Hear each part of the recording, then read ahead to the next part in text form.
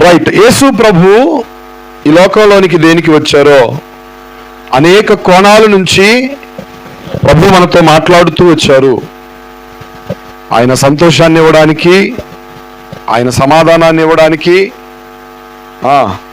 ఆయన రక్షించడానికి, ఇలా అనేకమైనటువంటి ఆధ్యాత్మిక కోణాల ద్వారా ప్రభు మనతో మాట్లాడుతూ వచ్చారు. ఈ దినాన ఆయన ఈ లోకంలోనికి దేనికి వచ్చారో మరొక అనుభవాన్ని నేను మీతో పంచుకుంటాను. లూకాసు వార్త 4వ అధ్యాయము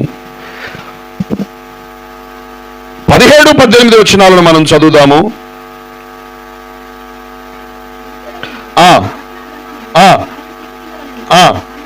ఆయన గ్రంథము విప్పగా, ప్రభువు ఆత్మ నా మీద ఉన్నది, బీదలకు సువార్త ప్రకటించుటకై ఆయన నన్ను వారికి విడుదలను, గుడ్డి వారికి చూపును కలుగునని ప్రకటించుటకును, నలిగిన వారిని విడిపించుటకును ప్రభువు ఆయన నన్ను పంపి ఉన్నాడు. చాలు, దేవునికి స్తోత్రం. హల్లెలూయా. మంచిది క్రీస్తునందు ప్రియ దేవుని బిడ్డలారా, జాగ్రత్తగా దేవుని మాటలను ఆలకిద్దాము. యేసు ప్రభు ఈ లోకంలోనికి దేనికి వచ్చారో మరొక ప్రాముఖ్యమైనటువంటి సంగతిని తెలియజేస్తూ, ఆయన బీదలకు సువార్త ప్రకటించడానికి, నలిగినటువంటి వారిని ఏం చేయడానికి, నలిగినటువంటి వారిని విడిపించడానికి, ప్రభు యొక్క హితవత్సరము ప్రకటించడానికి ఓ ప్రాముఖ్యమైనటువంటి మాట ఏమిటయ్యా అంటే, చెరలో ఉన్నటువంటి వారికి విడుదల కలిగించడానికి. దేవునికి స్తోత్రం కలుగును గాక. హల్లెలూయా. ఆయన దేనికి వచ్చారయ్యా అంటే విడుదల ఇవ్వడానికి. విడుదల ఇవ్వడానికి దేనికి వచ్చారు ఆయన? చెప్పాలి. దేనికి ఇవ్వడానికి, ఏమి ఇవ్వడానికి వచ్చారు ఆయన? విడుదల ఇవ్వడానికి. కొన్ని గొంతులు ఏమో చదువుతున్నారు, కొన్ని ఏమో మాకేం పనిలే. అందరూ చెప్పండి, దేనికి వచ్చారు ఆయన? బా, ఆ అమ్మ ఎవరు? విడుదల. ఓకే, సాత్విక. ఏమి ఇవ్వడానికంట? విడుదల ఇవ్వడానికి. ఈ మాటలు మీరు జ్ఞాపకం పెట్టుకోండి దేవుని బిడ్డలారా. యేసు ప్రభు ఈ లోకంలోనికి దేనికి వచ్చారయ్యా? ఏ విడుదల? లేవికాండంలో 25వ అధ్యాయం 10వ వచనంలో మంచి మాట రాయబడి ఉన్నది, మీరు చదవండి. లేవికాండము 25వ అధ్యాయము 10వ వచనము.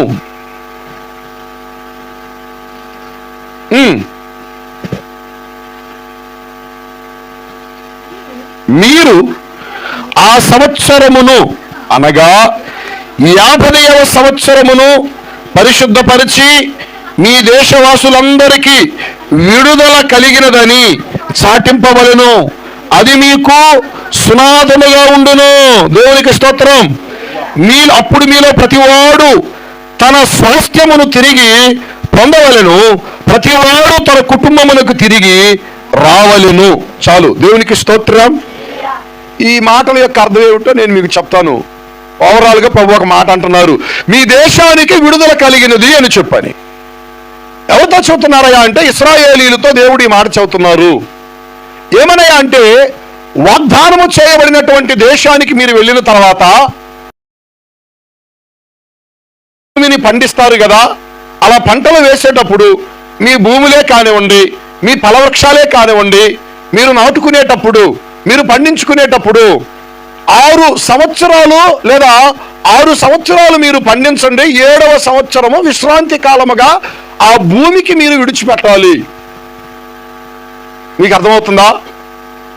6 సంవత్సరాలు మీరు పంటలను పండించండి, మీ భూమిని మీరు వాడండి. అయితే 7వ సంవత్సరము ఆ భూమికి అది విశ్రాంతి కాలముగా ఉండాలి. ప్రతి 6 సంవత్సరాల తర్వాత వచ్చే 7వ సంవత్సరము ఆ భూమికి విశ్రాంతి కాలముగా ఉండాలి. మీరు విశ్రాంతి తీసుకోవాలి, మీ భూమి కూడా ఏమి మీరు నాటకూడదు, విశ్రాంతిగా ఉండాలి అని దేవుని పిల్లలకు ఏమండి దేవుడే చెబుతున్నారు. ఎందుకు ఏమండి? భూమిని ఈ రోజున మనుషులు ఏం చేస్తున్నారయ్యా అంటే విశ్రాంతి అనేటువంటిది ఇవ్వకుండా ఓ పెలేరుమని సంవత్సరం ఏమిటి సంవత్సరం సంవత్సరం ఏమిటి సంవత్సరం సంవత్సరం ఏమిటి సంవత్సరం సంవత్సరం ఏమిటి సంవత్సరం సంవత్సరం ఏమిటి సంవత్సరం సంవత్సరం ఏమిటి సంవత్సరం నాటు కొయ్యి నాటు కొయ్యి నాటు కొయ్యి ఇదే పనిలో ఉంటా ఉన్నారు. ఏమంటే ఒక మాట నన్ను మిమ్మల్ని అడగనివ్వండి, మీరు విశ్రాంతి తీసుకోకుండా అదే పనిగా మీరు పనిచేశారు అనుకోండి, ఏ మనిషి అయినా సరే ఏం జరిగిద్ది? నేను ఐఏఎస్ అధికారులను అడిగే క్వశ్చన్ అడిగాను కదా,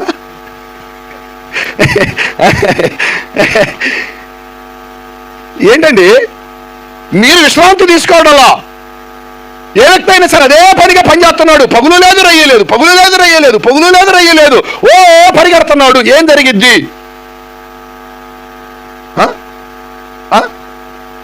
మూలన పడతారు. మీకు అర్థమైందా? పడతారా? డాక్టర్ల దగ్గరికి పోయినప్పుడు డాక్టర్లు పరీక్ష చేసి, బాబు అమ్మా 2 రోజులు విశ్రాంతి తీసుకో, అన్నీ సర్దుకుంటే అంటారు. దేనినైనా సరే అదే పనిగా వాడకూడదు. ఈ రోజుల్లో మనుషులు చేస్తున్న తప్పిదం ఏమిటయా అంటే సంవత్సరం వెంబడి సంవత్సరం, సంవత్సరం వెంబడి సంవత్సరం, సంవత్సరం వెంబడి సంవత్సరం, దానికి విశ్రాంతి అనేది లేకుండా దానిని ఉపయోగిస్తున్నారు. కనుకనే పంట దిగుబడి అనేటువంటిది సరైన రీతిగా మనుషుల చేతికి రావడం లేదు.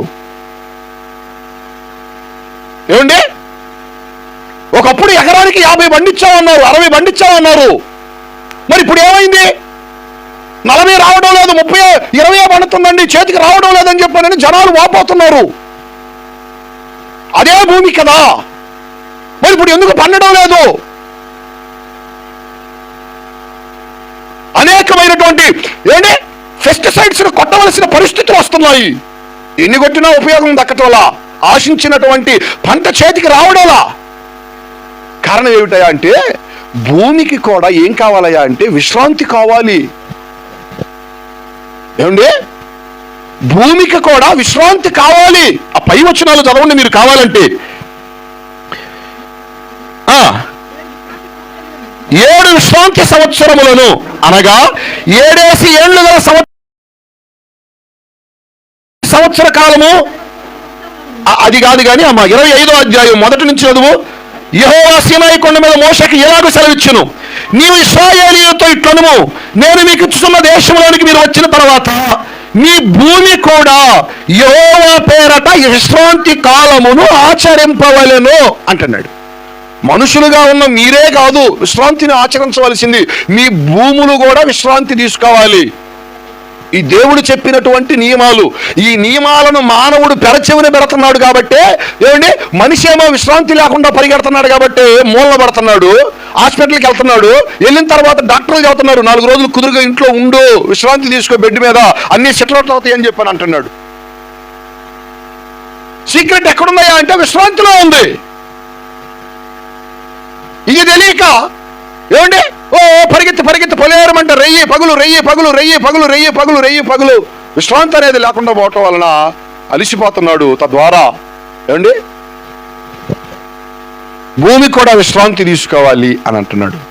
ఏమండి 7 ఏళ్ళకి ఒకసారి, అప్పుడు 7 ఏళ్ళు ఎంత? 49 సంవత్సరాల తర్వాత 50వ సంవత్సరం ఒకటి ఉన్నది. దాన్ని ఏమంటారయ్యా అంటే జూబిలీ అంటారు. జూబిలీ ఏండి, చదువుతారా? మాటను చదవండి. ఎక్కడన్నాడు? 10వ వచనం, మీరు ఆ సంవత్సరం అనగా 50వ సంవత్సరమున పరిశుద్ధపరిచి మీ దేశ వాసులకు అందరికీ విడుదల కలిగిందని చాటింపవలసును, అది మీకు సునాథముగా నుండును. సునాథము అన్న దగ్గర ఏమన్నాడు? జూబ్లీ అన్నాడా? జూబిలీ అన్నాడా? ఇప్పుడేమో జూబిలీ అయింది. అర్థమైందా? విడుదల కావాలి, దేశానికి విడుదల కావాలి, దేశవాసులకు విడుదల కావాలి. ఏమంటే అదే అంటున్నాడు. దేశాలకి దేవుడు ఏమిచ్చాడయ్యా అంటే విడుదలనిచ్చాడు. దేవునికి స్తోత్రం చెప్పండి. హల్లెలూయా చెప్పాలి. హల్లెలూయా. ఆయన ఈ లోకంలోనికి వచ్చింది దేనికయ్యా అంటే ఏమండి మానవులకు విడుదల, దేశానికి విడుదల. దేశం అంటే మట్టి కాదు, దేశం అంటే మట్టి కాదు. రోజుల్లో చాలా మంది పొరపాటు పడుతున్నారు. దేశం అంటే మట్టి కావాలా, మట్టి కావాలా, మట్టి కావాలా. మట్టి కాదు దేశం అంటే. దేశం అంటే మనుషులు.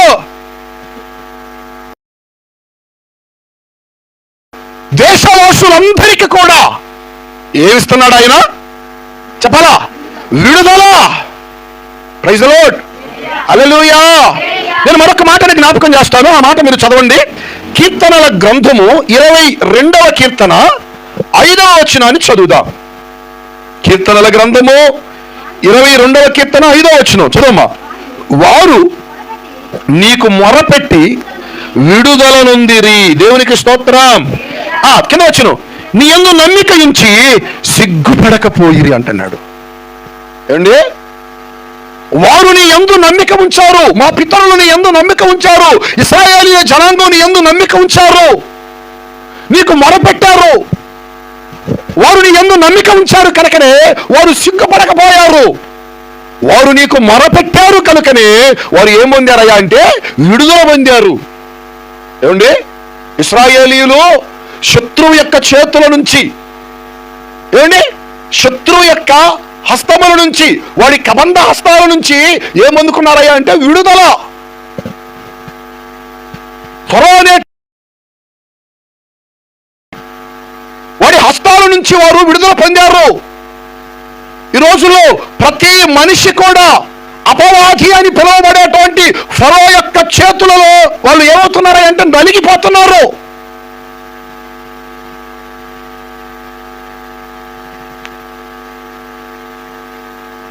మీరు నమ్మండి, చిన్న పిల్లవాడు, మన ఇటీవల ఒక వీడియో నేను చూశాను, నన్ను చాలా కలిచి వేసింది. చిన్న పిల్లోడండి, ఆ బాబు వయసు 11 సంవత్సరాలు అనుకుంటున్నాను. హాస్పిటల్లో బెడ్ మీద పండేస్తున్నారు. తల్లి రోధిస్తా ఉంది, నీకేం కష్టం వచ్చిందిరా, నువ్వు ఇంత పని చేసుకున్నావని రోధిస్తుంది ఆ తల్లి. మీరు చూశారని నేను అనుకుంటున్నాను. ఇలాంటివన్నీ చూపిద్దామని ఆశ ఉంది నాకు కూడా. మనకు ఒక ప్రొజెక్టర్ కావాలి, మనకు ఒక టీవీ ప్రొజెక్టర్ ఉంటే చక్కగా అలాంటివి మీకు చూపించచ్చు. కొన్ని సత్యాలు బోధపడతా ఉంటాయి. ప్రార్థన చేయండి, దేవుడు ఇస్తారు. Praise the Lord. హల్లెలూయా. చిన్న పిల్లోడండి సూసైడ్ చేసుకున్నాడంట. ఆ తల్లి అంటా ఉంది, నీకేం కష్టం వచ్చిందిరా, నీకేం బాధ కలిగింది, నువ్వు ఇంత పని చేసావు అని చెప్పానని. చిన్నలు పెద్దలు అనేటువంటి తేడా లేదు. అపవాది చేతిలో మనుష్యులందరూ కూడా ఏమవుతున్నారయ్యా అంటే నలిగిపోతున్నారు. వాడు నలుపుతున్నాడు. ఫరో యొక్క చేతిలో ఇశ్రాయేలీయులు ఏ రీతిగా అయితే ఏమండి అనేక రీతులుగా కష్టాలు పడ్డారు. మరొక మంచి మాట అన్నారు కీర్తనల గ్రంథంలోనే 80, ఆ మాట కూడా చదవండి. 81వ కీర్తనలో 6వ వచనం చదవండి. వారి భుజము నుండి నేను బరువును దింపగా వారి చేతులు మోత గంపలనెత్తకుండా విడుదల పొందాను. చాలు. ఏమండి? ఇటు చూడండి, వారి నెత్తి మీద ఏమున్నాయంట? చెప్పాలా? ఏమున్నాయంట? మోత గంపలు. మనుషుల నెత్తి మీద ఏమున్నాయా అంటే మోత గంపలు. ఏమండి? ఓ భారాలు భారాలు భారాలు భారాలు, అనేకమైనటువంటి భారాలు.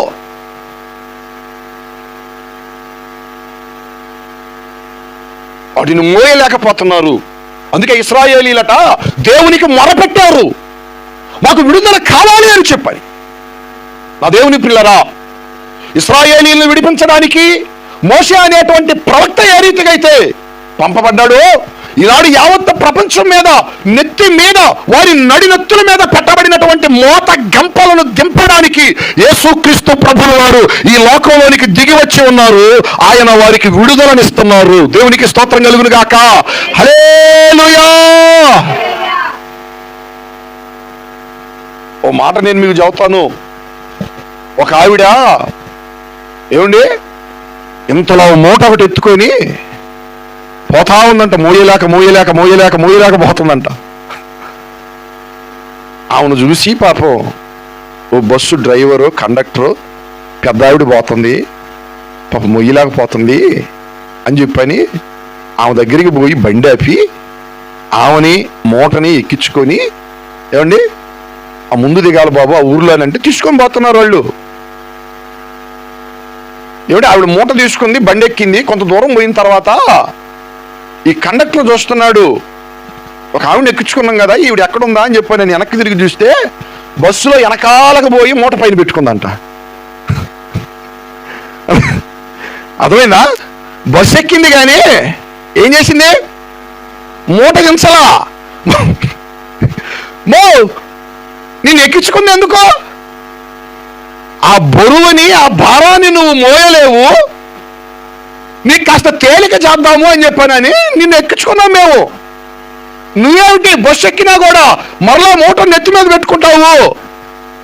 ఏమండి మా దేవుని పిల్లరా, ఈ రోజుల్లో చాలా మంది మనుష్యులు కూడా యేసుక్రీస్తు ప్రభువుల వారు మా మీద ఉన్నటువంటి ఆ మోత గంపల భారం దానిని దించడానికి వచ్చారు అనేటువంటి సంగతిని ఎరగకుండానే ఏమండి మాస్తున్నారు. అందుకే యేసు ప్రభు చెప్పారు, ప్రయాసపడి భారము మోసుకొనుచున్న సమస్త జనులారా. ఏమన్నాడు? ఆ తర్వాత పూర్తి చేయండి, నా దగ్గరకు రండి, నేను మీకు విశ్రాంతిని. నా దేవుని పిల్లరా, శత్రువు యొక్క చేతుల నుంచి, వాడి కబంధ హస్తాల నుంచి, వాడు పెట్టేటువంటి భారాలు, బరువులు, ఆ మోత గంపలు, ఏమండి నెత్తి మీద పెట్టబడుతున్నటువంటి ఆ మోత గంపల భారాల నుంచి ఆ దేవుడు ఏమిస్తున్నాడయ్యా అంటే ప్రతి మనిషికి కూడా విడుదలని ఇస్తున్నారు. దేవునికి స్తోత్రం కలుగును గాక. చెప్పాలి హల్లెలూయా, హల్లెలూయా. ఎన్ని విషయాలు చెప్పాను? 2. మరొక మాట నేను మీతో జ్ఞాపకం చేస్తాను, ఆ మాట మీరు చదవండి. కీర్తనల గ్రంథము 146వ కీర్తన 7వ వచనాన్ని చదువుదాం. కీర్తనల గ్రంథము 146వ కీర్తన 7వ వచనం. బాధపరచబడు వారికి ఆయన న్యాయము తీర్చును. దేవునికి స్తోత్రం కలుగును గాక. హల్లెలూయా. యెహోవా బంధింపబడిన వారిని విడుదల. 3వ అనుభవం ఏమిటయా అంటే ఆయన ఎవరిని విడుదల ఇవ్వడానికి వచ్చారయ్యా అంటే బంధింపబడిన వారు. ఏమండి ఎవరికి విడుదల ఇవ్వడానికి వచ్చారు ఆయన? చెప్పలా. ఈ ప్రసంగం అయిపోయిన తర్వాత ఏమండి ఒకరిని లేపుతాను, మీకేం అర్థమైందో చెప్పండి అని చెప్పానని అందులో రికార్డ్ అవుతా ఉండిద్ది. నిన్నే లేపొచ్చు కాల. ఎవరికి విడుదల ఇవ్వడానికి ఆయన వచ్చారంట? బంధింపబడిన వారికి విడుదల. ఏంటి ఒక మనుష్యుడు దేని చేత బంధించబడుతున్నాడు? మీరు చదవండి ఆ మాటలని మీరు చదవండి దేవుని బిడ్డలారా. చదువుదాం. యెహెజ్కేలు గ్రంథము 3వ అధ్యాయము 24వ వచనం చదవండి. యెహెజ్కేలు గ్రంథము 3వ అధ్యాయము 24వ వచనం. నేను నేలను సాగిల పడగా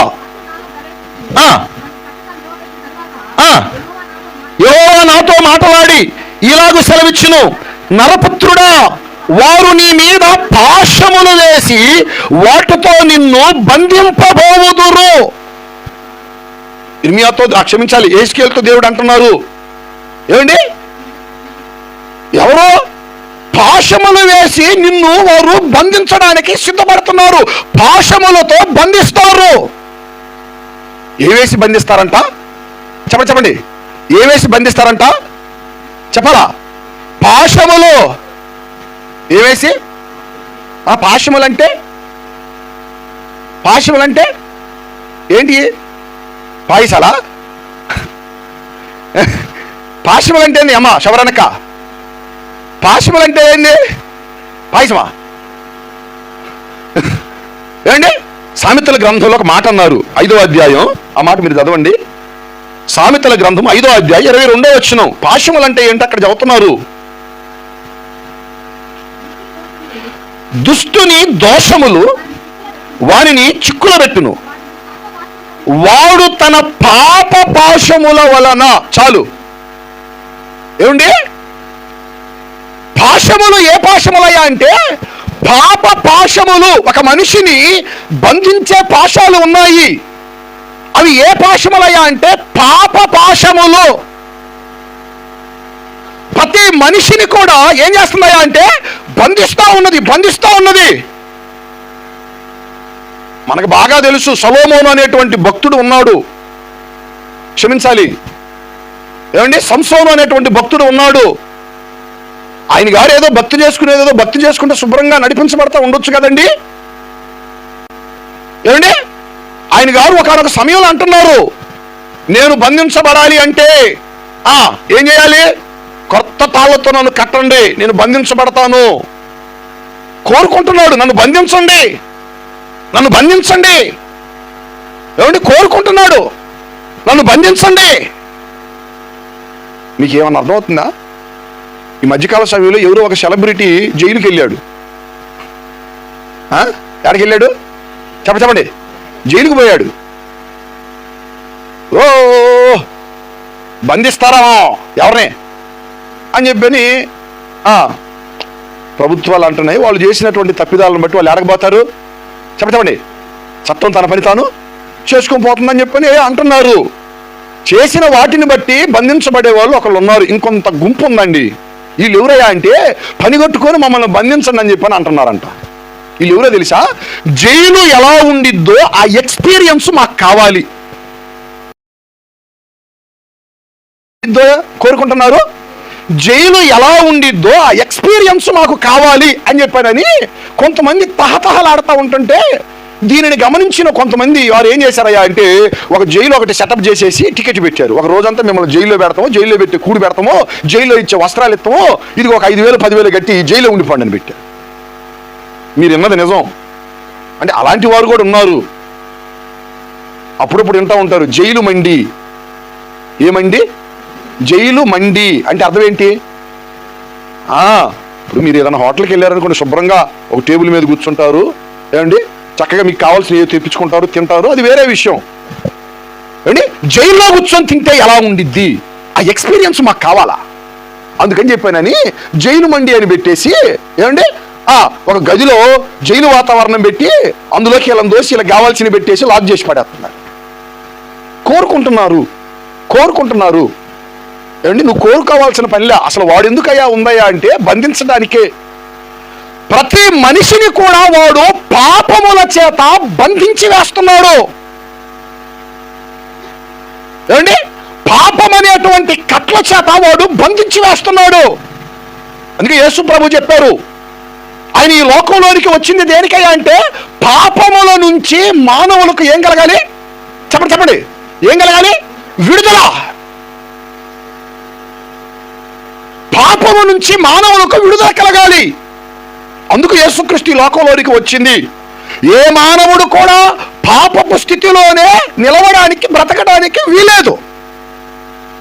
ఒకవేళ ఎవరైనా అలాగే బ్రతికారనుకో, ఏమండి, నా శరీరం, నా జీవితం, నా ఇష్టం, నేను ఎలాగున బ్రతికితే నీకెందుకు వచ్చింది కష్టం అని బ్రతికారనుకోండి, రేపటి దినాన దేవుడు ఆ మనుషులను లెక్కడకపోతున్నాడు.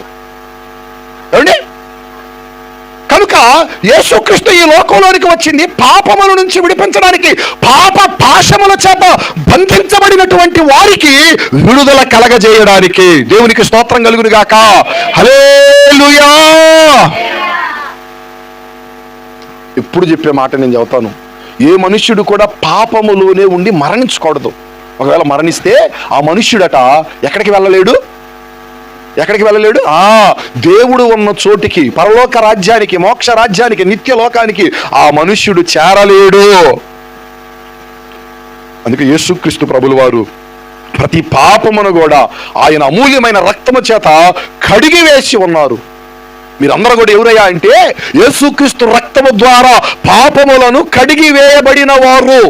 ఇక పాపమునకు మీ మీద ఏ మాత్రము కూడా అధికారము లేదు.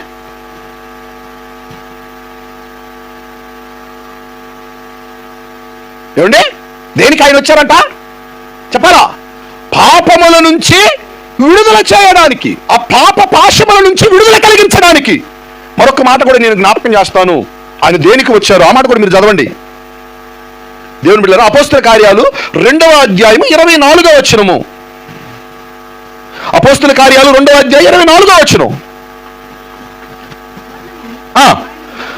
మరణము ఆయనను బంధించి ఉంచుట అసాధ్యము. దేవునికి స్తోత్రం, హల్లెలూయా.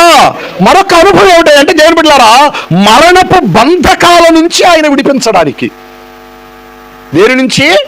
ఏ బంధకాల నుంచి ఆయన విడిపిస్తున్నారు? చెప్పాలా? ఏ బంధకాలు? వాక్యం సెలవిస్తా ఉంది, మరణ ఛాయలో కూర్చున్న ప్రజలు ఒక వెలుగును చూచారు అని చెప్పని. మానవులందరూ కూడా ఏ నీడలో కూర్చున్నారయ్యా అంటే మరణపు నీడలో కూర్చొని ఉన్నారు, మరణపు ఛాయలో ఉన్నారు.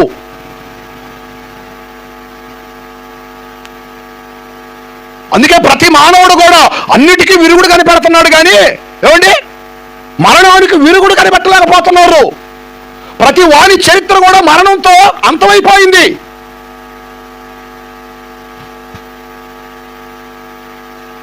మానవుడు కూడా అనుకుంటున్నాడు, ఇక మరణంతోనే నా జీవితం అయిపోయింది కదా అని చెప్పానని.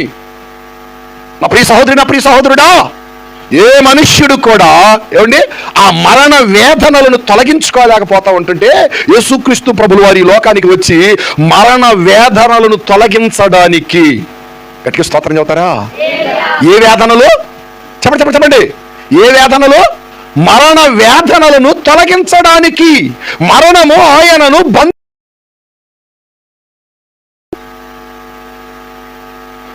మరణ వేదనలను తొలగించేవాడు యేసుక్రీస్తు ప్రభువు. అందుకే యేసునందు విశ్వాసం ఉంచినటువంటి వారు వారికి మరణము చెప్పండి మరణము లేదు. ఏ మరణం? ఏ మరణం? భౌతిక సంబంధమైన మరణం గురించి దేవుడు మాట్లాడటం లేదు.